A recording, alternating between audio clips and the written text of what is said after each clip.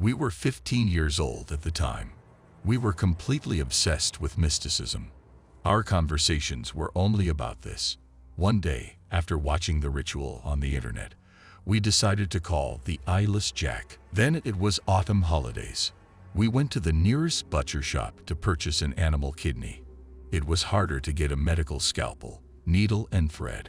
Fortunately, Linda's mom worked as a nurse at the hospital. And that's when Linda came to her mom for work. She got the necessary things. We decided to hold the ritual in Linda's apartment. They chose the day when her parents were not at home. My mom easily let me spend the night with a friend. When it was already dark, we started our ritual. I had a strange feeling. It was scary. My heart was beating wildly in my chest. We drew a mask on the window. They left handprints in black paint on the windowsill. Between the prints, Linda dropped a drop of her own blood. We put the kidney in a plastic bag. Black paint was dripped on it. Linda noticed my anxiety. She tried to calm me down. She put the scalpel, thread, and needle on the bedside table that stood next to her bed. Near the package, I wrote in blue paint, "If you want more, follow the trail." Then I drew a line with black paint from the package to the bed. Now, according to the ritual, we had to go to bed. We didn't believe the ritual would work. We did it just for fun. We just wanted to tickle our nerves. At night, I heard a rustle. This indicated that the ritual was working. I wanted to take a look to check my guess, but according to the rules, it can't be done. Otherwise, it could all end badly for us. In the morning, we found that nothing had changed. The kidney was lying in the same place untouched. Medical supplies were also in their place. Well, you see, nothing happened. The window was only soiled in vain. Now we have to wash it. I helped her clean the room. I didn't attach much importance to the strange night sounds, referring to the fact that it seemed to me out of fear. We thought the ritual didn't work, but we were wrong. The next day, we went to school, as the holidays were already over. I was sitting at the same desk with Linda. There was a change. I was scribbling something in my notebook. "Tell me, did you have a dream today?" she asked. "No. And what?" "It's nothing." "So, let's talk." "Okay. I had a strange dream. I dreamed of Eyeless Jack." "It's time for someone to stop reading the creepypasta at night," I said without taking my eyes off the notebook. "You listen to me. The dream is very strange." "Well, tell me. I'm listening to you carefully." "In my dream, I saw myself sleeping. Then I wake up and see Jack in front of me. He climbs onto my bed and starts pulling the covers off me."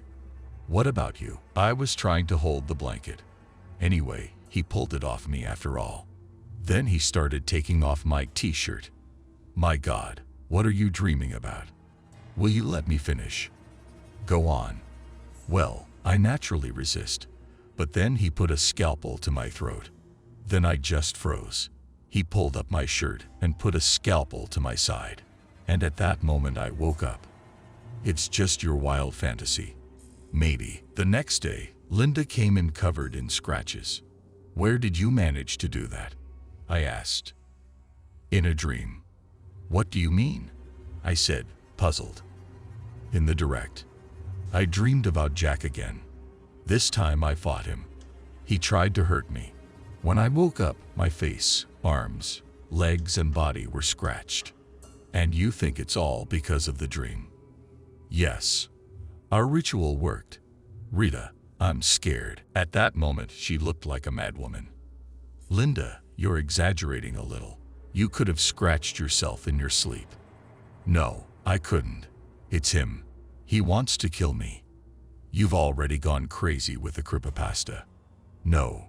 Rita, please help me." "I don't want to die," she said plaintively. "You've already gone completely crazy." I shouted. "Please.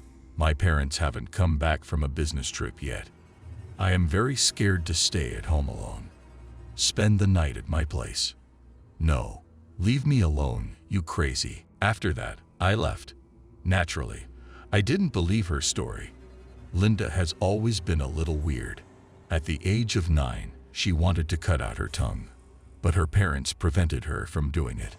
Although I, too, probably not quite normal, once I was carried away with her with everything mystical and engaged in calling all sorts of nastiness. But unlike my friend, I did not believe that this could really be a reality. We haven't spoken to her all day. After I got home, I did my homework. Then I spent the whole evening in front of the computer. When it was 11 o'clock in the evening, I went to bed. I had a nightmare. In my dream, I was in Linda's apartment. I went to her room, where we called Eyeless Jack. Linda was lying on the floor, covered in blood.